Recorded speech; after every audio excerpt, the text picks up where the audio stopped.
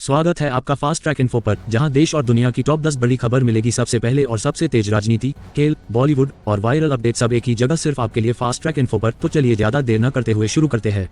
सबसे पहले नजर डालते हैं आज की इंटरनेशनल खबरों पर। IMF ने भारत की विकास दर का पूर्वानुमान बढ़ाया। अंतर्राष्ट्रीय मुद्रा कोष IMF ने 2025-26 के लिए भारत की आर्थिक वृद्धि GDP ग्रोथ अनुमान 6.6% कर दिया है। ये परिवर्तन मुख्य रूप से पहले क्वार्टर में निजी उपभोग प्राइवेट कंजम्पशन की मजबूती के कारण है, भले ही अमेरिका की ऊंची टैरिफ नीतियों की वजह से निर्यात क्षेत्र पर दबाव हो रहा हो। बढ़ते हैं अगली खबर की ओर। गूगल भारत में $15 बिलियन की AI हब बनाएगा। गूगल ने आंध्र प्रदेश के विशाखापट्टनम में अमेरिका के बाहर अपनी सबसे बड़ी AI इंफ्रास्ट्रक्चर हब स्थापित करने की घोषणा की है।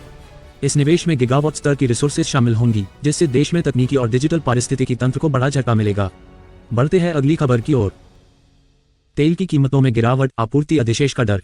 वैश्विक तेल बाजार में गिरावट बनी हुई है क्योंकि निवेशक आपूर्ति अधिशेष सप्लाई सरप्लस की आशंका कर रहे हैं।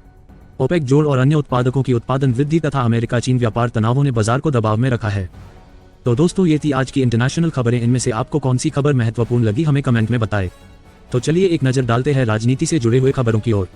बीजेपी ने बिहार चुनाव के लिए पहला उम्मीदवारों की सूची जारी की। बिहार विधानसभा चुनाव के लिए बीजेपी ने शुरुआत में 71 उम्मीदवारों की सूची घोषित की है। इसमें राज्य के उप मुख्यमंत्री समेत कई बड़े नाम शामिल हैं। बढ़ते हैं अगली खबर की ओर। मैथिली ठाकुर बीजेपी में शामिल हुई। प्रसिद्ध लोक और भक्ति गीत गायिका मैथिली ठाकुर ने बिहार चुनाव से कुछ समय पहले भाजपा ज्वाइन किया है। ये कदम बीजेपी की सांस्कृतिक अपील बढ़ाने की रणनीति का हिस्सा माना जा रहा है। बढ़ते हैं अगली खबर की ओर। गुजरात बीजेपी अध्यक्ष ने रोड शो किया। गुजरात के नए बीजेपी प्रदेश अध्यक्ष जगदीश विश्वकर्मा ने वडोदरा में बड़ा रोड शो किया। मुख्यमंत्री भूपेंद्र पटेल ने भी हिस्सा लिया। उन्होंने स्वदेशी उत्पादों के उपयोग और प्रधानमंत्री के आत्मनिर्भर भारत मिशन की ओर जनता को जागरूक किया। तो दोस्तों, ये थी राजनीति से जुड़े हुए खबरें। इनमें से आपको कौन सी खबर असरदार लगी, हमें कमेंट में जरूर बताएं। चलिए नजर डालते हैं कुछ अन्य महत्वपूर्ण खबरों की ओर। छत्तीसगढ़ में 27 नक्सलियों ने आत्मसमर्पण किया। छत्तीसगढ़ के सुकमा से 27 नक्सली, जिनमें 10 महिलाएं शामिल हैं, इन्होंने हथियार डाल दिए। उनके ऊपर कुल 50 लाख रुपए का इनाम घोषित था। यह आत्मसमर्पण राज्य की नक्सल विरोधी नीतियों की सफलता माना जा रहा है। बढ़ते हैं अगली खबर की ओर। भूपति ने 200 से अधिक आदिवासियों को बचाया, 100 जोड़ा आत्मसमर्पण।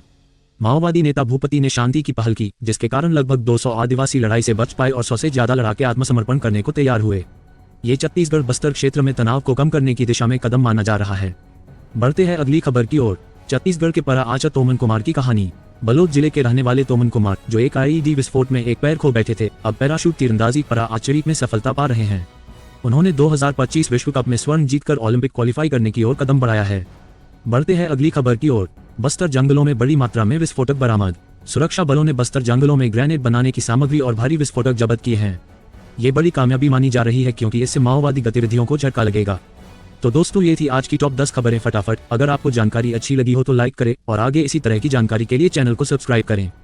तब तक के लिए मिलते हैं अगले वीडियो में अगली खबरों के साथ। टच किया